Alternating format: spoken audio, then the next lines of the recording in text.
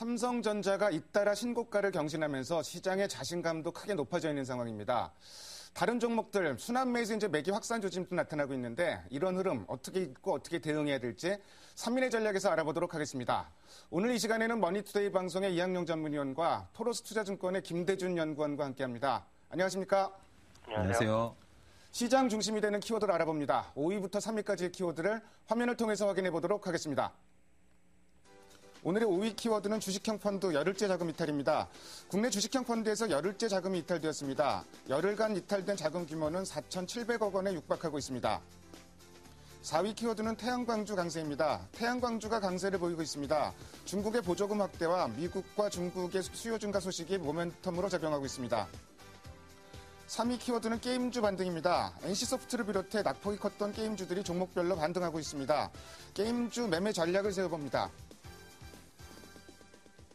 수요 증가 얘기도 있지만 아무래도 중국에서 보조금 확대했다는 얘기가 모멘텀으로 작용하고 있는 것 있습니다. 글로벌 태양광주들 일제히 반등을 했고 이 영향으로 우리 태양광 관련주들도 일제히 이제 반등을 하고 있는데 폴리실리콘 가격이 이제 원가 수준까지 떨어져서 더 떨어질 게 없다. 이런 얘기도 있는 것 같은데요. 김대준 연구원은 태양광주 어떻게 보세요?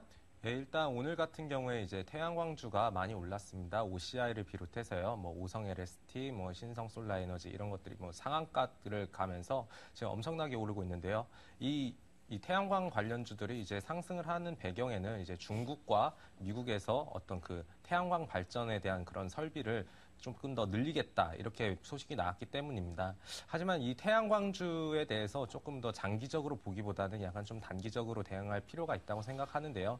일단 그 중국과 미국 투자 쪽을 좀 말씀드리면요. 중국 같은 경우에는 2015년까지 한 40기가와트를 늘리고 그 미국은 4분기에 1.2기가와트를 늘려서 이쪽 폴리실리콘이 필요한 태양광 쪽에 대해서 어떤 산업을 성장시키는 그런 어떤 모멘텀이 이 태양광주에 조금 작용하고 있습니다. 하지만 그 태양광에 쓰이는 폴리실리콘 가격이 지금 킬로그램당 한 $15 정도가 되고 있는데요. 이 수준은 원가 정도의 그 수준이기 때문에 여기서 조금 더 상승할 수 있다 이런 기대감이 반영되면서 주가에 조금 더 긍정적으로 반영되고 있는 것 같습니다. 하지만 이 가격 흐름을 보면요. 아직 2011년 3월부터 한 21개월가량 계속 하락 추세를 유지해 왔고 이 가격이 실제로 반등하는 시점이 언제인지 모르기 때문에 이쪽 관련주에 대해서 좀 과도한 그런 투자를 좀 집행하기는 좀 어렵다고 생각합니다. 예를 들어서 예전에 하이닉스 같은 경우가 이런 모습을 보였었는데요. 반도체 가격이 계속 하락하는데 앞으로는 이제 오른다 이런 기대감 때문에 약간 반등하는 그런 모습을 보였지만 결국에는 이 기업의 영업이익이 좋지 않았기 때문에 항상 반등은 단기에 그쳤습니다. 이러한 것들을 조금 염두에 두실 필요가 있겠고요. 그래서 태양광 관련주에 대해서는 장기적인 투자보다는 좀 단기적으로 좀 기술적인 반등의 그런 투자 접근 방법이 좀 필요하다고 생각을 하고 있습니다. 사실 3인의 전략에서도 태양광주를 가끔 다루는데 거의 의견은 비슷한 것 같습니다. 역시 태양광주가 올라가기 위해서는 폴리실리콘 가격이 반등을 해야 되고 지금 떨어질 만큼 떨어졌다는 시각도 있지만 반등을 확인한 이후에 적극적으로 대응하는 것도 늦지는 않을 것 같다. 좀 그런 생각이 듭니다. 오늘 장 시작하기 전에 일부 증권사에서 NC소프트에 대한 리포트가 나왔습니다. 이제는 싸도 너무 싼 게 아닌가 좀 이런 얘기가 나왔고 또 해외 쪽을 중심으로 조직 개편했다는 얘기도 좀 긍정적으로 좀 작용을 하고 있는데 NC소프트 아침부터 올라오면서 다른 게임주들도 동반 상승하는 모습입니다. 게임주들 대표적으로 최근에 낙폭이 컸었는데 이학년 위원이 게임주 대응 전략 좀 세워주십시오. 네, NC소프트 한마디로 엄청나게 떨어졌죠. 급락에 따른 기술적 반등 그 이상 그 이하도 설명하기가 쉽지 않다고 봅니다. 저는 NC소프트의 가장 큰 문제는 신뢰성이 훼손됐다라고 보죠. 왜냐하면 계속해서 블레드 앤 소울 같은 어떤 대작들에 대한 신제품이 나올 때마다 회사 측에서 엄청나게 목표를 세웠고 일부 증권사 애널리스트들이 거기에 호응하는 레포트를 썼었는데요. 막상 뚜껑 열고 나면 항상 그렇게 실망스러운 어떤 결과만이 나왔죠. 그런 것들이 계속 몇 분기가 이어지다 보니까요. 국내 기관이라든가 외국인들의 반응 자체가 매우 지금 좋지 않다라는 생각을 갖고 있습니다. 그런 관점에서 또 레포트가 또 한두 개 또 나오니까 또 반등을 시도하는 거죠. 앞서 오시아 얘기했지만 오시아에도 거의 같은 얘기가 아닌가 싶습니다. 한편 모바일 게임 같은 경우에는요, 저는 여전히 똑같은 생각을 갖고 있습니다. 전체적인 산업의 성장성을 의심할 필요는 하나도 없는데요. 문제는 그 개별 기업들의 성장성이라든가요, 수익성이 꾸준하게 안정적으로 가느냐 안 가느냐인데요. 그것에 대해서 회의적인 결과들이 워낙 많이 나왔기 때문에요. 그런 것들에 의문점을 갖습니다. 모르겠습니다. 저는 그 게임주의 그 PC용 게임이건 모바일 게임이건 간에 좀 관심주를 별로 갖고 있지 않고요. 지금은 그런 쪽에 갈 일이 아니라 대형주 판에 가야죠. 큰 주식 위주로 가셔야 될 시기라는 생각 갖고 있습니다. 사실 모바일 게임즈도 그렇고 NC소프트도 그렇고 숫자가 예상만큼 안 나왔다는 게 상당히 좀 부담이 되는 부분이 있는데 특히 모바일 게임 같은 경우는 진입 장벽이 낮다는 치명적인 약점도 좀 있고 그렇기 때문에 어느 정도 한계가 확인이 된 것 같습니다. NC소프트 같은 경우도 일단 싸다 이런 의견은 많은데 4분기 실적에서 뭔가 좀 보여줘야 되지 않나 좀 이런 생각이 듭니다. 다음으로 오늘의 2위 키워드를 화면을 통해서 확인해 보도록 하겠습니다. 오늘의 2위 키워드는 연준 추가 양적 완화입니다. 연준에서 이제 매달 450억 달러 국채를 매입하겠다. 사실은 시장이 어느 정도 이 정도는 좀 예상을 했던 것 같고요. 에반스 리얼에서 구체적인 수치까지 정했습니다. 실업률 6.5%, 인플레이션 2.5%.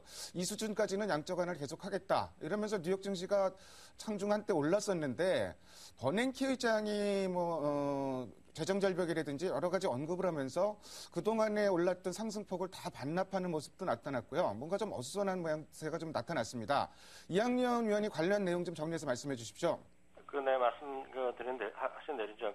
기본적으로 미국 시장의 문제는 FOMC의 오늘 회의 결과가요.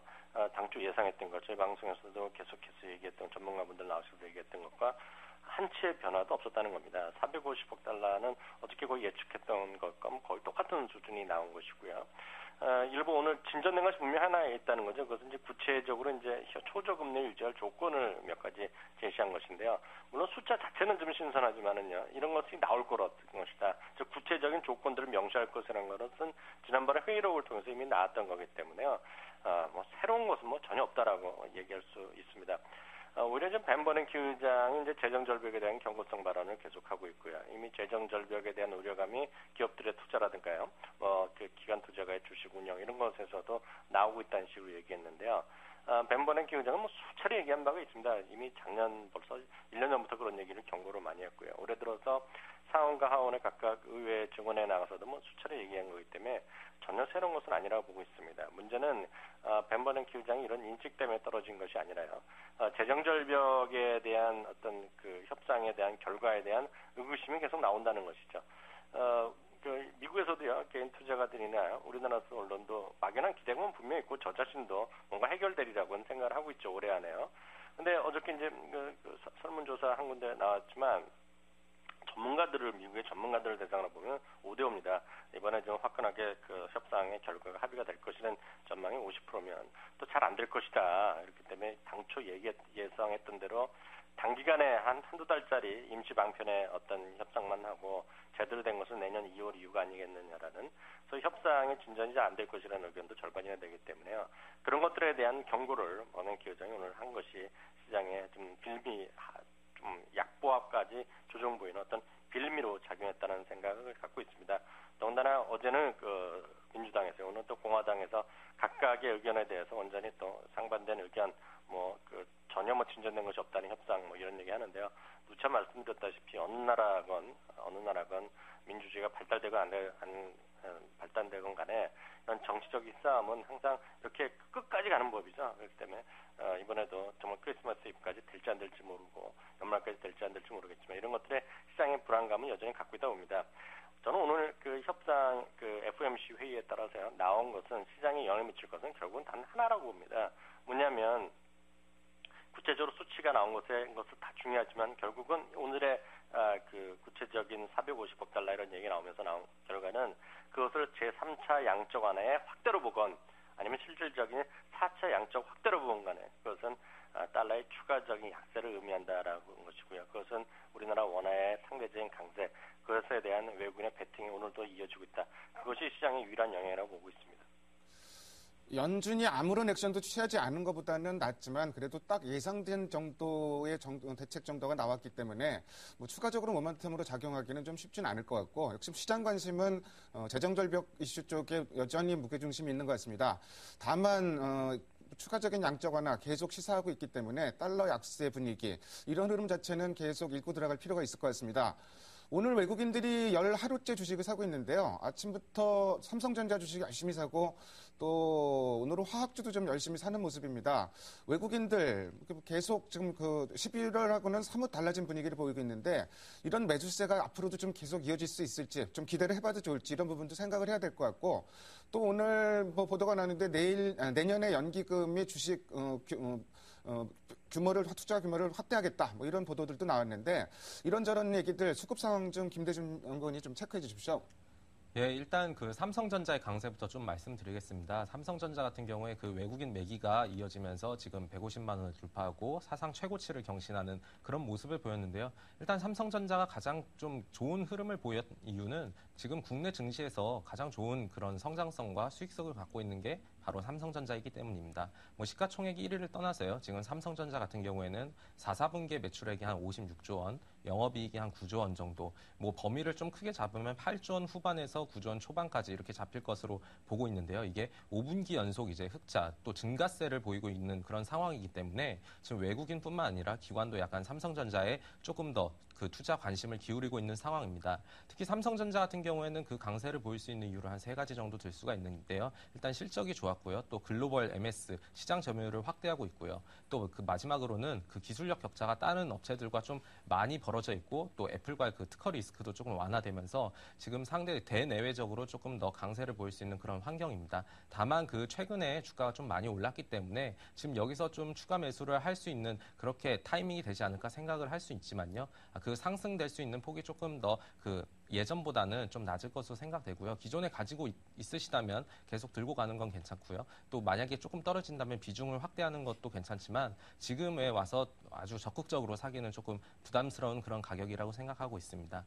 이어서 그 연기금 쪽에 대해서 좀 얘기를 드리면요. 연기금 같은 경우에는 이제 내년에 주식 투자를 국내 주식 투자를 20% 이상으로 좀 확대하겠다 이렇게 얘기를 했습니다. 연기금 같은 경우에는 이제 매년 이제 목표 비중을 이제 얘기를 하고 있는데요. 2012년에 그 국내 주식 투자 목표 비중은 19.3%였습니다. 현재 한 그 전체 자금에서 17% 정도 수준을 그 국내 주식에 투자하고 있는데요. 다만 연기금 같은 경우에는 이 17%에서 20% 이상으로 가는 방식이 아주 급진적으로 이루어지는 게 아니고 이들만의 어떤 그런 전망치가 있습니다. 뭐 전술적으로 자산 배분을 하고 전략적으로 자산 배분하는 이 두 가지 방식에 따라서요. 점진적으로 늘려가는 그런 모습을 보이고 있고요. 그래서 앞으로 이 연기금 투자에 있어서는 그 지수의 좀 하방 경직성을 좀 유지시키고 추가적인 상승 모멘텀으로 될 수 있는 그런 방안은 좀 약하다고 그렇게 보실 수가 있겠습니다. 다만 이제 앞으로 지금 연기금의 자산이 한 390조 원 정도 되는데요. 앞으로 이 룸 자체가 커진다는 측면에서는 국내 주식 시장에는 약간 좀 더 호재로 반영될 수 있다고 그렇게 생각을 하고 있습니다. 어쨌든 뭐 주식형 펀드에서는 돈이 계속 빠져나가고 있기 때문에 뭐 외국인에 의존할 수밖에 없는 시장입니다. 그래서 외국인 계속 주식 사고 있다는 점, 특히 뭐 최근의 환율 움직임과 같이 결부해서 생각해 보면 상당히 긍정적으로 접근이 가능할 것 같고요. 연기금 같은 경우는 다음 주 내년도 뭐 주식 규모 늘린다 그러는데 분명히 긍정적인 요인이지만 또 지나치게 기대감이 앞서가서는 또 안 될 것 같습니다. 다음으로 오늘의 1위 키워드를 화면을 통해서 확인해 보도록 하겠습니다.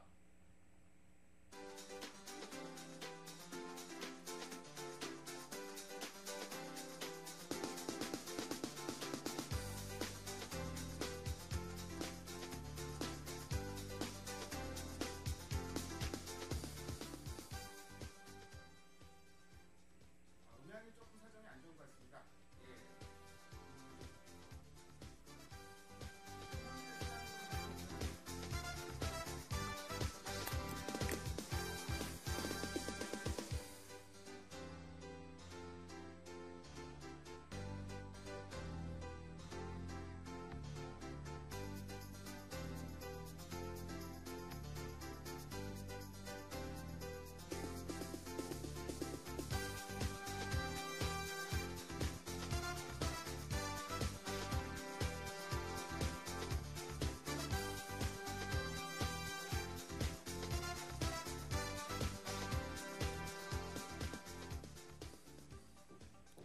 잠시 음향이 좀 안 나갔었는데요. 뭐 이 점 사과드립니다. 1번 키워드는 오늘 1990포인트 선 회복입니다. 삼성전자가 앞서가면은 다른 종목들이 키 맞추기 해서 올라가는 흐름이 계속되고 있는데 자, 이런 흐름이 앞으로도 계속 이어질지 이항년 위원은 어떻게 보세요? 네, 삼성전자가 내일 당장 어떻게 될지는 알 길이 없죠. 다만 앞서도 말씀드렸다시피 현재 시황을 판단하기 위해서는요, 수급에 대한 이해가 반드시 필요합니다. 투신이 정말 돈이 많아갖고 적극적으로 사면 종목이 확산되는 것도 충분히 가능하겠죠. 코스닥도 사고 중소형 좀 여러 가지 많이 좀 재미없는 것도 사고 그러겠지만 지금은 전적으로 외국인한테 의존할 수밖에 없습니다. 만에 하나 외국인이 주식을 판다 그러면 시장은 1900 이하로 다시 금방 떨어질 가능성도 배제할 수 없다고 보는데요. 일단은 지금 앞서도 잠시 얘기해드렸다시피요. 3차 양적 완화의 확대가 됐건 4차 양적 완화의 실질적인 시행으로 보건 간에요. 달러의 약세 쪽으로 보는 거죠. 그에 따라서 원화의 강세에 대한 베팅. 그러면 이제 외국인이 사는 것인데요. 외국인이 사면 우리 시청자분들이 외국인이라고 한번 생각해 보시면 어떤 걸 사겠습니까? 조그만 거 여러 개를 사겠습니까? 일단 돈이 들어오니까 돈이 있으면 큰 것부터 사겠습니까? 그런 관점에서 삼성전자, 현대차가 1순위가 될 수밖에 없습니다. 내부적으로 펀더멘탈적인 것은 앞서 김영건께서 워낙 잘 말씀해 주셨기 때문에 저는 그 펀더멘탈보다는 크게 차원에서 펀더멘탈도 있지만 전체적인 수급 차원에서 삼성전자가 1순위가 될 수밖에 없고요. 2순위는 당연히 현대차가 될 수밖에 없다는 것입니다. 그런 관점에서 삼성전자, 현대차에 대한 주식 비중을 한 50%까지 과감히 늘리셔야 된다는 생각에 하나의 변함이 없습니다. 왜냐하면 이것들은 역시 펀더멘탈도 뒷받침되고 수급도 있기 때문에 그냥 장기적으로 매수하고 갖고 가시면 되겠습니다. 주식이 없다, 삼성전자 하나도 없다, 현대차 없다 그러면 저는 가격 불문하고 지금 오늘 2% 올라갔건 이것들이 내일 2%가 떨어지건 상관없이 반드시 사셔야 된다는 생각을 갖고 있고요.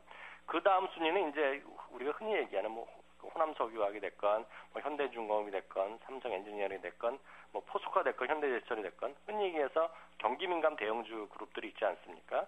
다시 한번 확인드리면 화학, 조선, 철강, 건설 이런 기계 이런 것들이요. 이런 것들은 전부 다 기대감입니다. 기대감. 중국의 경기 좋아진다, 글로벌 경기 회복된다, 조선 좋아진다 이런 것들은 펀더멘탈이 확인된 건 단 하나도 없습니다. 굳이 따지자면 화학주 정도가 3분기 이어서 4분기에 조금 개선될 움직임이 보일 겁니다. 그런 관점에서 이런 것들은 철저하게 30% 내외로 매매를 하시는데 이런 것들은 불가피하게 바이앤홀드 전략으로 해결될 수가 없습니다. 왜냐하면 정말 이게 2, 3년 갖고 가면 모르겠지만은요. 단기적으로 실적 나올 때보다 불안하기 때문에 이것들은 트레이딩을 하셔야 됩니다. 그렇기 때문에 좀 떨어지면 사봤다가 좀 올라가면 팔아보고. 예를 들어서 삼성전자는 꾸준히 가지만 호남석유와 조선주는 계속 꾸준히 가는 것이 아니란 말이죠. 마디마디 쉬어간다는 얘기죠. 그렇기 때문에 그런 것들은 20, 30% 정도 보시면서 대응을 하시면 될 것 같고요. 나머지 중소형이나 코스닥 이런 것들은 지금은 때가 아니라는 생각 여전히 갖고 있고요. 주식 비중은 다시 말씀드리지만 70에서 80%. 지금 지선은 조금 올려드리면 1520선이 되겠고요. 2000포인트를 다시 돌파하면요. 주식 비중 그냥 80% 이상 계속 다 갖고 가셔도 문제가 없겠습니다. 지금 시장의 중심이 있는 건 누가 봐도 삼성전자라고 얘기를 할 수가 있는데요. 최근의 흐름 살펴보면은 대형주, 낙폭가드 대형주를 중심으로 순환매가 전개되다가 대략 한 어제부터는 좀 매기가 확산되는 이런 모습도 좀 나타나고 있습니다. 삼성전자, 바이앤홀드에 무리가 없을 텐데 낙폭가드 대형주는 대부분 트레이딩 전략을 많이 권유를 하고 있는데요. 트레이딩이라는 게 사실 타이밍 잘못 잡으면은 상당히 좀 애를 먹을 가능성도 상당히 높은 상황인데 자, 이런 분위기 때문에 중소형주라든지 코스닥도 마찬가지일 것 같고요. 낙폭이 과도하게 나타난 종목들도 좀 있을 것 같습니다. 당장 올라가긴 힘들겠지만 그래도 낙폭이 크기 때문에 현재 좀 싸다. 이런 주식도 좀 있을 것 같은데 김대준 연구원이 그런 종목들이 있으면 좀 소개해 주세요. 예, 일단 중소형주나 스몰캡 같은 종목들은 실적도 실적이지만 약간 좀 꿈을 먹고 사는 그런 기대감으로 올라가는 주식입니다. 그래서 그 내년에 어떤 트렌드가 국내 주식시장에 좀 반영이 될 수 있는지 이런 것들 좀 참고해 보실 수가 있는데요.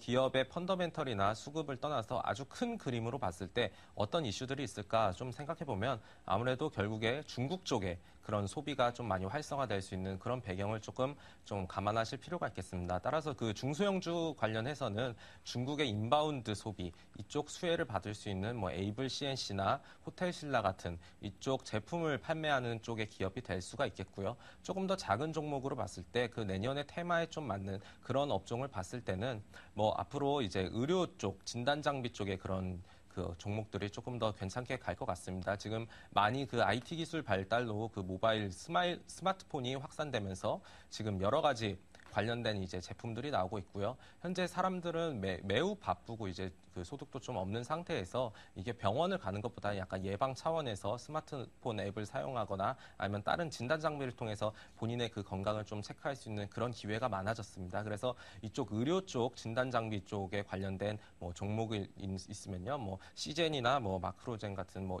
이런 그 진단 장비 쪽에 관심을 조금 두시는 게 좋다고 생각을 하고 있습니다. 글쎄, 뭐 시장 흐름을 봐서 뭐 이런 종목들이 당장 올라가긴 좀 어렵겠지만 장기적으로 좀 관심을 가져볼 만한 쪽으로 중국의 인바운드 관련주 그리고 또 의료 진단 장비 관련주 이 두 가지 정도를 소개해 주셨습니다. 지금까지 5가지 키워드를 통해서 오늘 시장의 흐름을 살펴봤습니다. 두 분 말씀 잘 들었습니다. 감사합니다. 감사합니다. 감사합니다.